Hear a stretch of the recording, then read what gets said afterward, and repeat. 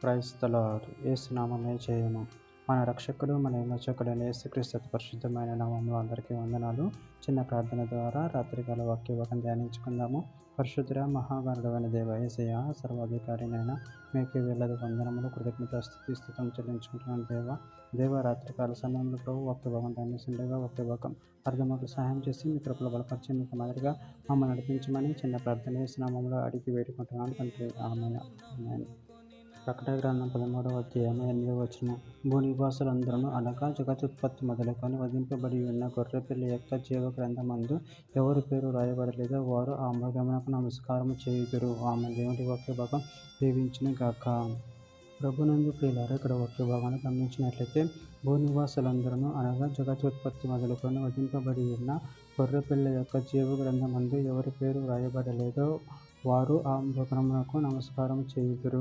అదేవిధంగా ఒకే భాగంలో గమనించినట్లయితే యెషయా గ్రంథం 4వ అధ్యాయం 3వ వచనంలో సీయోనులో శేషించిన వారికి, యెరూషలేములో నిలవబడిన వానికి అనగా జీవం పొందుటకే యెరూషలేములో దాఖలైన ప్రతి వానికి పరిశుద్ధుడని పేరు పెట్టుదురు.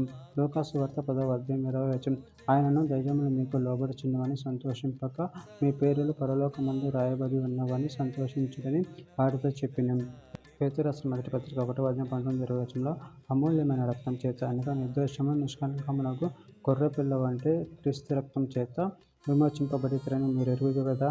ఆయన జగత్కు నాది వేయబడక మునిపే నియమింపబడిన కానీ తాను మృతుల నుండి లేపి తనకు మహిమనిచ్చిన దేవుని ఎడల తన ద్వారా విశ్వాసులైన మీ నిమిత్తం కడవరి కాలముల యందు ఆయన ప్రత్యక్షత పరచబడిన కాగా మీ విశ్వాసము నిరీక్షణ దేవుని యందు ఉంచబడి ఉన్నవి. కీర్తన గ్రంథం 97వ అధ్యాయం 10వ వచనం. యెహోవాను ప్రేమించు వారలారా చెడుతనమును అసహించుకొనుడి. తన భక్తుల ప్రాణమును ఆయన కాపాడుచున్నాడు. భక్తిహీనుల చేతుల నుండి ఆయన వారిని విడిపించును. మత్తయి సువార్త 7వ అధ్యాయం 13వ వచనం. ఇరుకు ద్వారమును ప్రవేశించుడి, నాశనమునకు పోవు ద్వారము వెడల్పును ఆ దారి విశాలమై ఉన్నది, దాని ద్వారా ప్రవేశించేవారు అనేకులు. యోహాను సువార్త 17వ అధ్యాయం 5వ వచనం.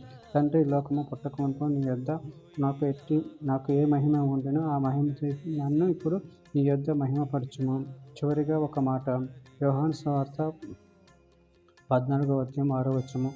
యేసు, నేనే మార్గమును సత్యమును జీవము, నా ద్వారానే తప్ప ఎవడును తండ్రి యొద్దకు రాడు. ఆమె దేవుడి వాక్యభాగం దీవించిన గాక. చిన్న ప్రార్థన చేసుకుందాము.